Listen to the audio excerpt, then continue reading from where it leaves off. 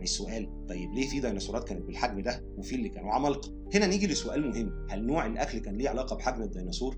أيوه جدا. خليني أوضح لك فكرة. أكلات النبات الهيربيفورس علشان يعيشوا على نباتات اللي هو فقير في الطاقة كانوا محتاجين ياكلوا كميات مهولة، عشان كده برمجتهم كانت إنهم يبقوا ضخام زي الساوروبودز، رقبة طويلة توصل بيها للأشجار وجسم ضخم فيه معدة تعصر ورق الشجر وتطلع منه طاقة بأي شكل. لكن مش الكل مقتنع، في علماء بيقولوا يا جماعة مش شرط أكل النبات يبقى عملاق، الحجم الكبير ممكن يكون دفاعي برضه أو لتنظيم حرارة الجسم مش للأكل بس مهما كان السبب النتيجة كانت واحدة، كائنات ضخمة بتمشي فوق الأرض كأنها جبال متنقلة. أما أكلات اللحوم كارنيفورس كانوا أصغر وأسرع ووزنهم أخف، بياكلوا لحوم يعني طاقة أعلى في كمية أقل، مش محتاجين يكبروا بالشكل المهول ده. لكن ده ما منعش إن في منهم كبر برضه زي التيرانوسور واللي ظهر في وقت لاحق طبعا. برضه هنا في رأي مضاد بيقول مش بس الأكل اللي بيحدد الحجم، البيئة والمناخ وحتى وجود منافسين أو مفترسين بيلعب دور.